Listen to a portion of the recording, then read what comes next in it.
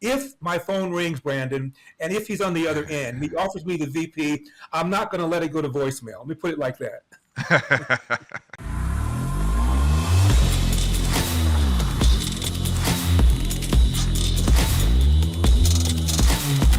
Video is brought to you by TatumStore.com. TatumStore.com. Get you one of these Jesus shirts. Like and subscribe to the channel. Hit the bell to get notification. Anytime I go live, make a video. Make sure you still subscribe to this channel. Like this video. Comment on this video. Share this video. Let's get into this. Ladies and gentlemen, and ladies, welcome back to the Officer Tatum Show. I'm so excited to have my special guest come on now. Y'all know him. Probably know him better than you know me. I want you guys to give a warm, incredible welcome to Larry Elder, presidential candidate in 2024, author of the brand new book, As Goes California. Larry, I want to start with this because last time you were on, we were talking about the debates, and unfortunately, I feel like they swindled you out of the opportunity to be in the first debate, which I thought you would have tore that stage apart. But how can we help you moving forward to get to this next debate? And then I want to talk about your amazing book, but how can we help you, or what needs to be done to get the Sage of South Central on a debate stage so you can whoop them boys into shape? Well, Brandon, as always, thank you so much for having me. I need to get 3% or better in 3 different national polls in order to qualify. And you can help by going to my website, LarryElder.com, and throw something in the tip jar. Because the last few days, Brandon, we've launched a massive media buy in conservative outlets to make sure my numbers get up there. I also have to have 50,000 individual donors. That's not going to be a problem. That's up from 40,000 the last time. So the goal is to make sure that I hit that criteria. And I think I told you this, not only did they not allow me to debate, even though I met the criteria, they put up a sign and said, don't let Elder in the arena or his campaign in the arena. So now I've made the RNC terror watch list. Oh, my goodness. These people should be ashamed of themselves. I have made mention to this, and I want to know your thoughts on this. You know, I really wish that they would get out of your way and let you be the man that we know you are, and be able to share with the world, you know, the philosophies of success for America, success for Black America, because it's incredibly important. And I made mention this. I said, if somehow Donald Trump becomes president, he is obviously the leader at this point, that there's no way whatsoever that man should be president and you shouldn't be somewhere associated in the administration at some point, even as VP or whatever the case may be, because I think you add a tremendous value. My uncle, I'll tell you this, Larry, my uncle, I didn't know they knew you. I said, y'all see that beat down on the Breakfast Club? And they like, oh, Larry, let me an old school conservative, man. So, you know, Larry, you have the hearts and minds of people because you've been doing this for an incredible long time.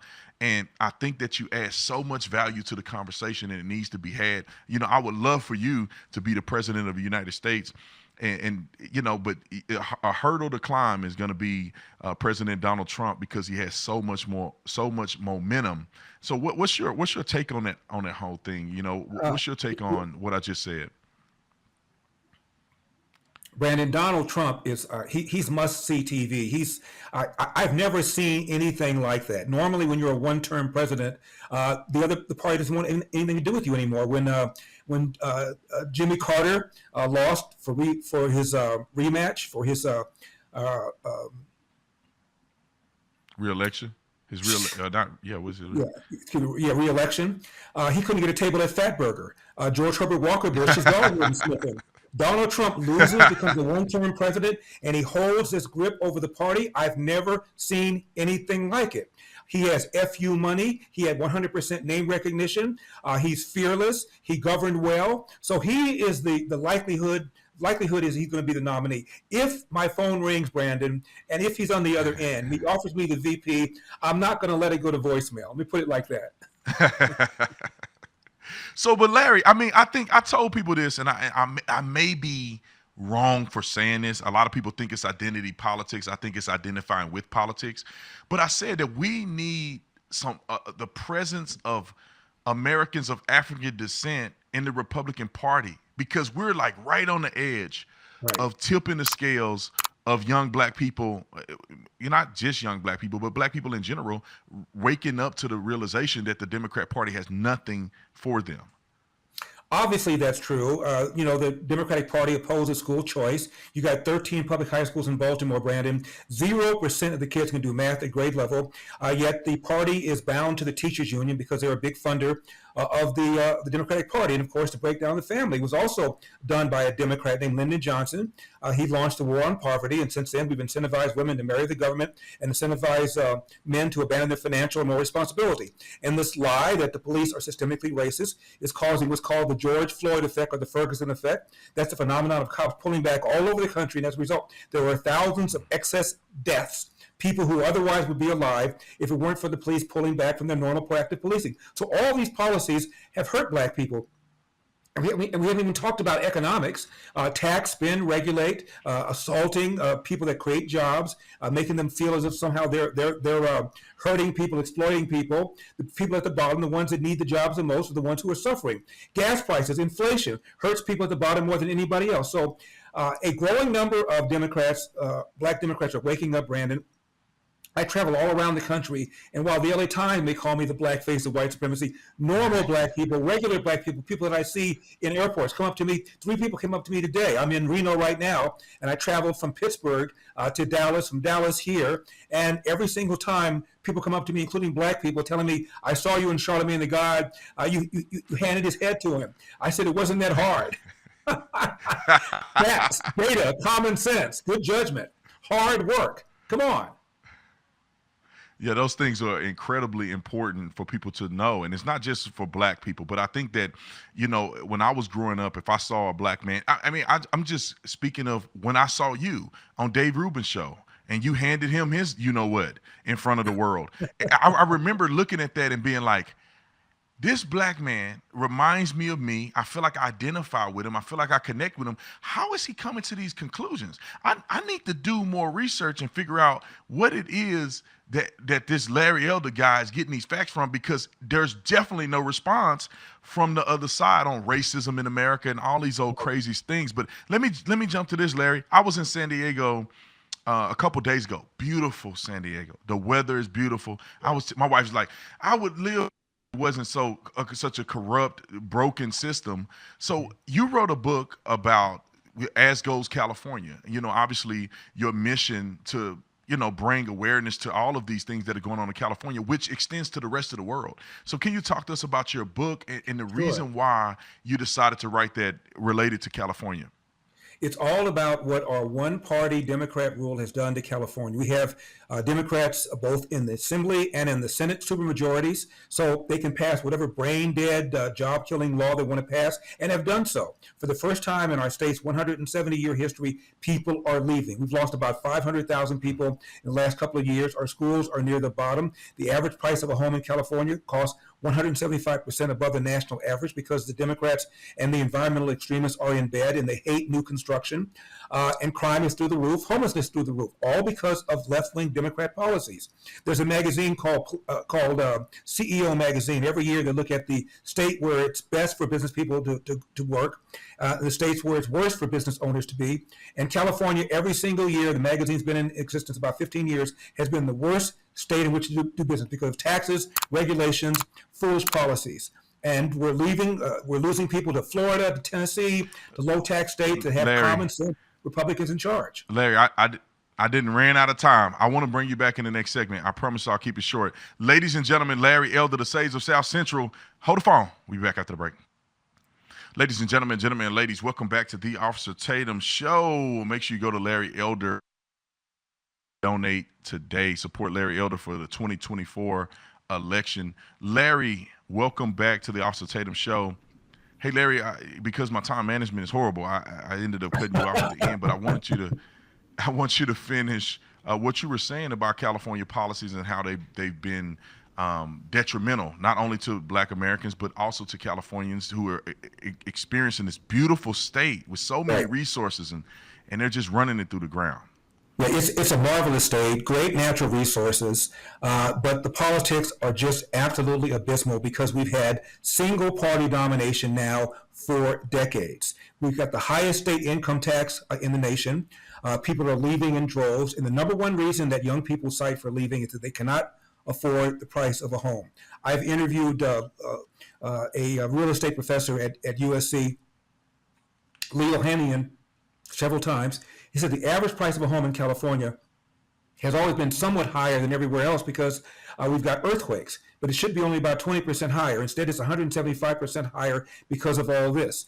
And this assault on people that create jobs, this assault on the very people that pay taxes is causing an exodus. You've seen people like Elon Musk and Ben Shapiro leave, and they're taking their tax dollars with them. We have a $1.5 trillion, that's T as in Tyrannosaurus, $1.5 trillion underfunded pension liability that's going on the backs of the California people. So one of the largest line items in our budget now are contributions to the pension plans, because we've got so many people who are retired making over $100,000 a year. And they also have a cost of living adjustment for all these government workers that we've had here in California. It is killing this state. And so, Larry, how can we fix this? That's the biggest issue, and I know you probably address it very thoroughly in your book. How do we fix this problem? Because, people keep voting for Democrats. That snake oil salesman that's the Governor Nuisance, that dude can slick talk. That's what he does, and people still believe him for some reason. People have to wake up, Brandon. That's, if I had the formula to when to making them wake up, you'd be talking to me right now from Sacramento. People need to wake up and need to realize that they're being manipulated. For example, Joe Biden goes to Howard University and says the number one threat to the homeland is white supremacy. Are you serious? The Anti-Defamation League keeps track of how many people are killed by extremists every year. Last year, 25 out of the over 20,000 homicide victims. If you want to play that game, there are usually about 750 black-white homicides every year, a small percentage of the total number. But blacks kill twice as many whites as whites kill of blacks, 500 to 250. If Donald Trump said the number one threat to the homeland was black supremacy, you and I would denounce him as a race-hustling demagogue. But Biden can say the same thing in front of Howard, and nobody says a word. That's why I feel, Brandon, the RNC often does not want Elder up there, because I make them feel uncomfortable. I tell the truth about things that they don't want to talk about. 1,000%. And I'm very skeptical of their actions. I think that they could have made a concession for you. You had the polls. There's one poll from Rasmussen, I think, that they decided not to accept at the last minute in 11th hour. And I feel like that is because they are afraid of being challenged too hard by somebody from the outside that happen to not be, or happen to be, a man of color. Now, I'm just saying, I don't bring the race card, but you and Tim Scott are very different people. I feel like Tim Scott is a part of the government system. He's a great guy, but I feel like you come from a raw perspective, and you are going to say things that I think Tim will never say, because in some cases I feel that he is politically correct, and I feel like they're afraid to let loose on someone that's going to tell the truth, especially someone that can attack their failures in the black community. I'll give you another example, Brandon. We are borrowing $5 billion a day to run the federal government, and that borrowing is more expensive now because our credit rating has been lowered. All three entitlements programs, Social Security, Medicare, and Medicaid, have been described as unsustainable by both Bill Clinton and Barack Obama, yet nothing seems to get done. Government gets bigger and bigger, whether Republicans are in charge or Democrats are in charge. The good news is the federal government is the number one landlord in America. We have all sorts of land assets, other resources. We could sell or lease a lot of stuff, eliminate the debt, and then to make sure we don't re-bloat, we need an amendment to fix spending to a certain percentage of the GDP. And nobody's talking about that other than the great Al Dursky. Yeah, I love that. See, that I think that's why they're afraid. They're not ready yet. Maybe in a while they'll probably get the hint. But that's why people who are listening right now, you need to make sure you go and donate and support Larry Elder. Go to LarryElder.com.